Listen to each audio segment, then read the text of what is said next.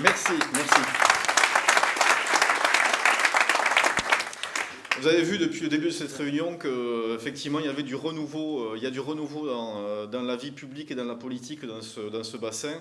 Et c'est ce soir un message d'espoir moi, que je veux vous donner. Vous dire d'abord que tout ce que vous avez entendu sur les routes, tout ça, c'est pas une fatalité. On n'est pas condamné à rester comme ça un département mal géré. Il y a un vrai espoir à saisir, ça sera le 22 mars. Et donc je compte sur vous pour, une fois sorti de cette réunion ce soir, passer le message autour de vous, c'est convaincre, et on aura l'occasion de le redire un petit peu plus tard, probablement avec Bernard et avec Philippe, c'est l'abstention qui va être notre premier adversaire lors de cette élection. Donc il faut absolument se mobiliser. Alors, vous dire que ce n'est pas une fatalité, oui, parce qu'on est un département aujourd'hui qui est quand même particulièrement mal géré. Je vais revenir ce soir sur une enquête qui a été publiée, la fameuse enquête du magazine Le Point, c'était en 2013, où le Tarn s'est retrouvé département le plus mal géré de France, donc 99e sur 99. Vous ne pouvez pas faire pire, on est bon dernier. Département le plus mal géré sur tous les critères, à savoir qu'on a des taux d'imposition qui sont supérieurs à ceux d'un département comparable. Alors, on ne va pas se comparer ce soir à un département richissime de la Côte d'Azur, on va se comparer à des départements à peu près similaires, je ne sais pas, l'Aveyron par exemple. On a donc des impôts qui sont très élevés, des frais de fonctionnement qui sont supérieurs à la moyenne. Dans le même temps, on a beaucoup de frais de fonctionnement, mais donc on a beaucoup moins d'investissement. On a des prêts toxiques aussi, c'est ce qu'on a découvert avec Philippe il y a quelques temps, puisqu'on a épluché le budget du Conseil général pour proposer un projet crédible, un projet chiffré. Et on s'est aperçu qu'il y avait des prêts toxiques. Et on a découvert que les Tarnais avaient payé en 2012 5,2 millions d'indemnités suite à la renégociation de 2 prêts toxiques. Alors on ne nous l'avait pas dit, mais ça va nous coûter cher, ça a commencé à nous coûter cher et ça risque de nous coûter cher.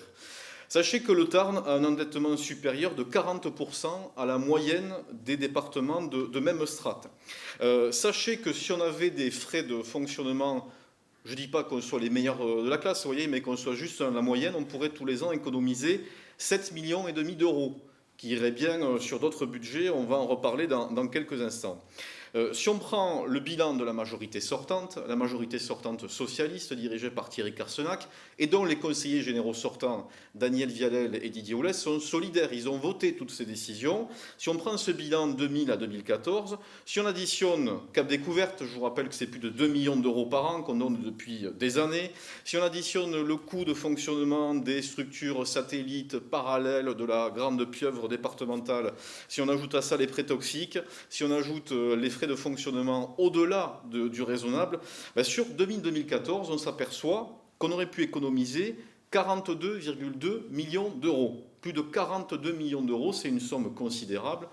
Pour vous donner un ordre d'idée, avec cette somme, on aurait pu construire 3 collèges, rien que ça, ou remettre à neuf près de 400 km de routes départementales. Autant vous dire, pour tous ceux qui roulent, et je sais que vous êtes nombreux ici à rouler, et beaucoup dans ce département, les choses seraient donc forcément très différentes. Alors ce soir, au vu de ce bilan, qu'il faut évidemment que vous puissiez rapporter auprès des gens que vous connaissez, vous avez vu sur cette table, il y a un sac plastique. Je suis sûr qu'il y en a qui se demandent depuis tout à l'heure, mais que fait ce sac plastique pas très décoratif, c'est vrai, sur cette table. Alors, en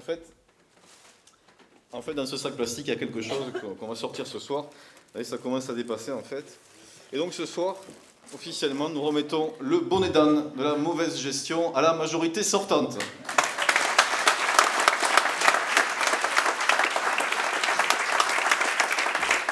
Je crois que ça méritait 99e sur 99, ça le méritait bien. Alors quand on a fait ce constat, on fait quoi? On a 2 options.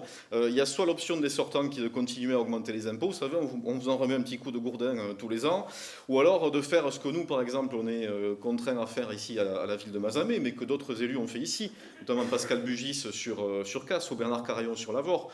Plutôt que d'augmenter les impôts, on fait des économies, on essaie d'être plus rigoureux dans son budget municipal. C'est ce qu'on veut faire si on est élu d'ici quelques jours au département. Donc on prend un engagement avec Philippe Folliot, qui est un engagement très clair, qui est de ne pas augmenter sur au moins les 2 prochaines années les taux de fiscalité du département, engagement clair auprès des contribuables tarnais. On a des taux d'imposition qui sont déjà très élevés, des droits de mutation qui sont au maximum de ce qu'ils peuvent être, c'est vous dire qu'ils ont tapé fort, et donc on va faire des économies. Alors ces économies, on va les faire où? D'abord, on le dit et on le redit clairement ce soir, on en finit avec le gouffre de Cap Découverte et on économise 1,5 million d'euros par an.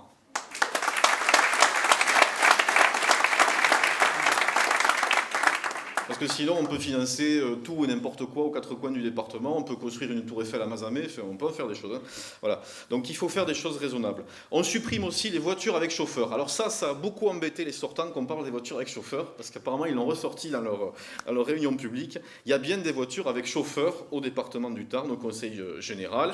On supprimera aussi le poste de directeur de cabinet du président, et ça permet d'économiser 120 000 euros par an. Alors, ce n'est pas une énorme économie, mais elle est symbolique, et on ne peut pas, en 2015, continuer à gérer les choses comme il y a 30 ou 40 ans. On prend aussi un engagement qui est de limiter la hausse des frais de fonctionnement, de diviser par deux cette hausse. Tout le monde ici comprend ce que ça veut dire, sauf peut-être notre députée Linda Gourjade, mais on aura l'occasion, cher Philippe, de le lui réexpliquer. Voilà, donc baisse des dépenses de fonctionnement, c'est ce qu'on fait. Alors on parlait du monde de l'entreprise. Dans l'entreprise, vous ne pouvez pas augmenter vos tarifs si vous avez besoin de boucler votre exercice. Vous ne pouvez pas comme ça dire « Ah bah tiens, il me manque 20%, boum, j'augmente mes tarifs de 20%. » Ça ne marche pas comme ça. Donc vous êtes obligé de vous adapter, de faire des économies, de voir vos coûts de fonctionnement. C'est ce qu'on fera aussi au département. C'est de la saine gestion et il est temps que les principes qui guident les chefs d'entreprise rentrent beaucoup plus dans la sphère publique. Et puis on fera des économies aussi sur les heures de travail des agents du département. Que je sois très clair, il n'est pas question de stigmatiser qui que ce soit et surtout pas de stigmatiser les agents du service public, ce n'est pas le but. Il y a simplement une règle qui nous a été rappelée par la Cour des comptes, qui est que les agents du département doivent travailler l'équivalent de 1607 heures par an. On en est en dessous aujourd'hui au Conseil général du Tarn. C'est l'équivalent de 81 emplois et donc de 3 millions d'euros par an qu'on pourrait économiser. Il faut simplement passer à l'application des 35 heures. C'est une mesure qui permettra d'économiser. C'est simplement une mesure d'équité. Voilà, il y a tout un tas de pistes d'économie qui permettront de mieux utiliser l'argent du département. Alors, évidemment, il faut un département qui se recentre sur ses priorités. C'est ce qu'on dit, c'est ce qu'on martèle durant cette campagne. Un département qui s'est beaucoup éparpillé. Bon, on a cité Cap Découverte, il y a un parc de loisirs. On est en train de faire une zone aux portes du Tarn qui va finalement aspirer ce qui reste dans le Tarn plutôt vers la Haute-Garonne que essayer d'amener des entreprises sur les bassins d'Albi, les bassins de Castres-Mazamet. On a tout un tas de structures parallèles dont certaines ont été pointées du doigt par la Cour des comptes. C'est le cas par exemple d'Agathe qui est censée œuvrer pour le développement économique du Tarn, mais dans l'utilité, en tout cas l'efficacité n'est pas reconnue. Il y a des coûts aussi dans Tarnbus, vous avez vu ces bus circuler à travers le département, il y a sûrement des choses à faire. Donc un département qui se recentre sur des priorités. Et quand on est dans le département du Tarn, et surtout quand on est dans le sud du Tarn, ici, il y a une priorité à avoir, c'est celle des routes. Et il faut bien dire à ceux qui auraient l'envie de s'abstenir dans les jours qui viennent, le 22 mars, qu'il y a un enjeu qui est fondamental, c'est l'enjeu de l'autoroute. S'il devait y avoir qu'un argument pour les gens qui sont blasés de tout et qui n'y croient pas, alors je sais que c'est compliqué, je sais que ça fait 50 ans que les plus anciens me l'ont dit, ça fait 50 ans qu'on en parle, les choses avancent malgré tout. On a un ministre qui a inscrit pour cette année des crédits pour lancer une enquête publique. Donc le processus, il est lancé techniquement, juridiquement, ça avance. Alors, ça avance peut-être pas assez vite, mais ça avance quand même. Et on aura besoin, dans quelques mois, d'un conseil général qui soit clair par rapport à ce dossier de l'autoroute, parce qu'on aura besoin de ces financements du conseil général, conseil qui s'appellera conseil départemental. Il faudra des gens clairs. Et là, je suis désolé de le dire, mais on a une majorité sortante et un président de majorité sortante qui ne sont pas clairs. Ils n'ont jamais été clairs sur ce dossier. Aujourd'hui, en plus, alors ils ont pour porte-parole Linda Gourjade, notre députée, qui est farouchement opposée à l'autoroute. Et ils ont à plusieurs fois tenté de faire diversion. Tapez juste sur Internet Thierry Carcenac, autoroute. Vous aurez un article qui sort, qui date d'il y a un an, Alors, je vous lis le titre. Autoroute, le plan B de Carsenac ne fait pas recette. Donc, en gros, l'idée, c'est qu'il y a un an, il nous a lancé une sorte de plan B, une sorte de torpille sur le projet existant, en nous disant que peut-être on pourrait faire autrement, en trouvant des financements différents avec les entreprises, etc., etc. C'est comme si je vous disais, votre objectif, c'est de trouver le point le plus rapide pour rejoindre le fond de la salle. De là où je me trouve, à peu près, il semblerait logiquement qu'il faille prendre l'allée centrale et aller au fond de la salle. Eh bien, vous avez quelqu'un qui va arriver, en l'occurrence l'actuel président du Conseil général, et qui va vous dire non.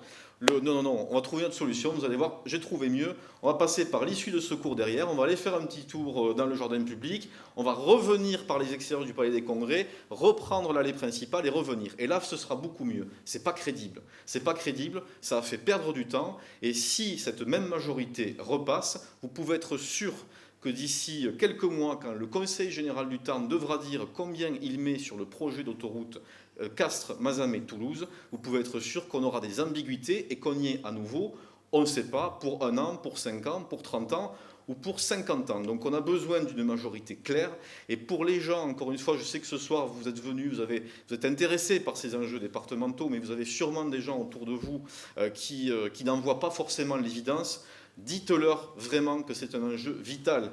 Sinon, notre bassin va crever. On crève de cet enclavement. On le voit. Nos entreprises souffrent. Nos chiffres, quand on prend la démographie, il n'y a pas à hésiter 2 minutes. On voit très bien l'effet qu'a eu l'autoroute sur le secteur du Tarn qu'elle a irrigué. Songez qu'il y a aujourd'hui plus d'habitants à Saint-Sulpice qu'à Aucillon. Qui aurait cru ça il y a ne serait-ce que 10 ans?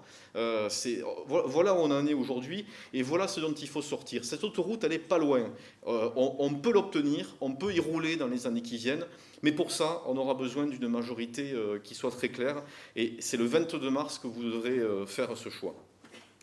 Sur les routes aussi, on ne peut pas passer ici, quand on est à Mazamet, quand on est dans la vallée, sur le désenclavement vers la Méditerranée. Il suffit de comparer ce qu'ont fait les 2 départements. Alors, j'ai posé la question l'autre jour à mon père pour savoir, parce que moi, la route qui va jusqu'à la Bastide, je n'ai pas l'impression qu'elle ait changé depuis que j'en ai souvenir, et il m'a confirmé que ça faisait au moins une quarantaine d'années que cette route n'avait pas évolué. Vous allez dans le département de l'Hérault, qu'est-ce que vous voyez? Vous voyez un contournement qui se prépare à Saint-Chinian, un autre à Puy-Serguier. Vous avez vu tous les travaux qui ont été faits entre Saint-Pons et Saint-Chinian. Et vous verrez bientôt une 2 fois 2 voies dès que vous sortirez de la Bastide pour aller jusqu'à Courgnoux. Ça, il faut le savoir. Donc, ils font des efforts. Ils sont intéressés par ça. On a rencontré des responsables économiques cet été, puisqu'on a relancé une association pour le désenclavement vers la Méditerranée. Les CCI de Béziers et de Sète sont à fond pour. Le port de Sète est très intéressé. Et côté Héroltais, ça avance. Côté Tarnais, la route n'a pas bougé depuis 40 ans. Donc là, on n'est pas condamné à ça. L'argent du département peut servir à des choses utiles et peut servir aux routes. Alors, vous allez me dire, tout ça, c'est effectivement des projets à plus ou moins long terme. Je veux juste que vous reteniez ce soir un chiffre. Ce chiffre, c'est 20%. C'est ce qu'on pourrait faire chaque année en plus sur la voirie départementale. C'est ce qu'on a calculé très précisément, là aussi avec Philippe Folliot. Raisonnablement, vous voyez qu'on ne tient pas des propos et des paroles en l'air, 20% de plus par an sur les routes départementales. Mais croyez-moi, 20%, c'est quelque chose qui va se voir et c'est quelque chose qui sera utile à tous les Tarnais. Cette chance-là, le 22 mars, il faudra savoir la saisir. Donc les routes, c'est évidemment la priorité du département. Un mot de la téléphonie mobile et de l'Internet haut débit. Il y a, en plus, sur le canton sur lequel on est candidat, Mazamet 2, Vallée du Torrey, il y a au moins un tiers des habitants qui n'ont pas de haut débit digne de ce nom. C'est de l'Internet digne du début des années 90. Ça ne peut pas durer comme ça. Le Tarn dépense chaque année 5 millions d'euros dans une structure qui s'appelle Eutera, qui est censée justement développer le haut débit. On ne peut pas dire que les résultats soient au rendez-vous. Il faudra réformer cette structure et amener du haut débit à l'ensemble des Tarnais, y compris dans les zones rurales, dans les zones reculées. Et c'est important sur les exploitations agricoles parce qu'aujourd'hui, vous ne pouvez pas faire votre métier, en tout cas votre métier administratif d'exploitant agricole, si vous n'avez pas le haut débit sur votre exploitation. Un mot du social aussi. Vous savez que c'est une des grandes compétences du département. Il y a tout un tas de compétences obligatoires. En fait, l'État ne fait que déléguer au département le fait de reverser certaines prestations. Ça n'exclut pas de mieux contrôler ce qui se fait. Nous créerons, si nous sommes élus, une structure de contrôle des aides qui sont versées, des aides sociales. Il faut traquer les abus et les fraudes, il y en a. Ça exaspère, je le vois tous les jours en porte-à-porte, ça exaspère nos concitoyens. Je suis certain que ça vous exaspère aussi. Et les collectivités locales et le Conseil général du Tarn doit être exemplaire là aussi. Et donc, bien, on créera, ce qui n'existe pas, cette cellule de contrôle pour aller traquer les fraudes. Donc ça, c'est extrêmement important et ça permettra, on l'a évoqué tout à l'heure, de récupérer des fonds pour des choses aussi très utiles qui concernent le handicap, les personnes âgées ou encore les assistantes maternelles. On a quelques projets très locaux qui concernent le canton. Je ne vais pas m'appesantir dessus ce soir. Juste vous dire qu'on souhaite faire aboutir le projet de la rénovation des aires sportives de la Pérouse, des aires couvertes de la Pérouse ici sur Mazamet. Ces aires, elles servent à l'ensemble des élèves du bassin. Il y a moins d'un tiers d'élèves mazamétains qui utilisent ces aires. Aujourd'hui, il y a des cofinancements qui ont été actés, notamment du département. On souhaiterait que le département aille au-delà. En tout cas, c'est la demande que nous formulerons si nous sommes élus. Mais il reste un certain montant à financer, 2 millions d'euros. Ce montant, il n'est pas à la portée aujourd'hui de la seule ville de Mazamet. Donc l'idée, ce serait que la communauté d'agglomération, d'une façon ou d'une autre, puisse en prendre tout ou partie. Et à ce sujet, bien, ce soir, moi, je pose une question ouverte à Daniel Vialel, qui brigue les suffrages des électeurs du bassin mazamétain. Donc c'est bien, il vous dit qu'il veut être élu, qu'il veut être conseiller départemental, bon, très bien, tout ça, qu'il aime bien tout le monde, mais je voudrais qu'il sorte de l'ambiguïté par rapport à son attitude à la communauté d'agglomération. Et là, je crois que Pascal Bugis pourra en témoigner, il l'a déjà dit tout à l'heure. S'il y a bien quelqu'un qu'on a vu ces derniers jours, et notamment lors de la dernière réunion de l'agglomération, hostile au fait que la com d'agglo puisse prendre cette structure pour que les travaux puissent démarrer rapidement, c'est des travaux urgents qu'il faut faire, hein. Il neige dans les gymnases, hein. Faut le savoir quand même. Eh bien, s'il y en a bien un qui a freiné des 4 fers pour pas que ça se fasse, pour quelle raison, je ne sais pas, mais ce n'est pas l'intérêt des enfants du bassin, c'est Daniel Vialel. Donc je voudrais, et je lui repose la question publiquement ce soir, et j'espère qu'il nous répondra avant le 22 mars, qu'il nous dise très clairement, c'est pas compliqué, on a les chiffres, on sait combien il faut investir, s'il est oui ou non favorable à ce que la com d'agglo prenne en charge l'investissement restant sur ces aires couvertes. On attend sa réponse et on espère qu'on l'aura avant le 22 mars prochain. Un mot de l'emploi et de l'économie. Là aussi, il faut faire souffler l'esprit de l'entreprise dans le département. Il est important que ce soit les chefs d'entreprise qui puissent être les principaux interlocuteurs en tant qu'élus sur les dossiers économiques. Et bon, là, j'écoutais hier Monsieur Vialel sur une excellente radio qui disait que sa priorité c'était l'économie et l'emploi. En tout cas, avec la majorité nationale qui soutient, c'est mal parti. Je vous rappelle qu'il y a 600 000 chômeurs de plus depuis 2 ans en France. Donc c'est mal parti. Puis alors, il disait qu'il allait donner des subventions aux entreprises. Alors, Monsieur Vialel, les entreprises, elles n'attendent pas des subventions. C'est pas ce qu'elles cherchent. Les entreprises, elles veulent être moins taxées, moins chargées. Elles en ont assez des contraintes, des réglementations. Elles en ont assez du RSI, qui est devenu un véritable racket sur les PME.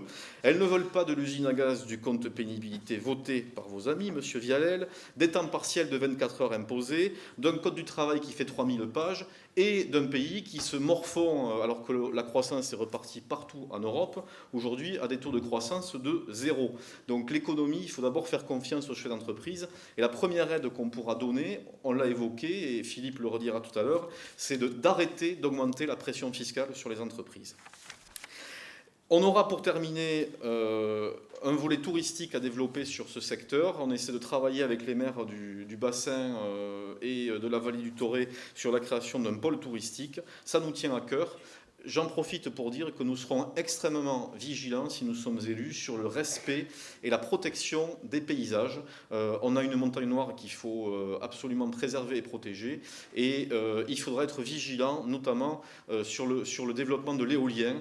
Et il faudra avoir une attitude pragmatique et raisonnée par rapport à ça.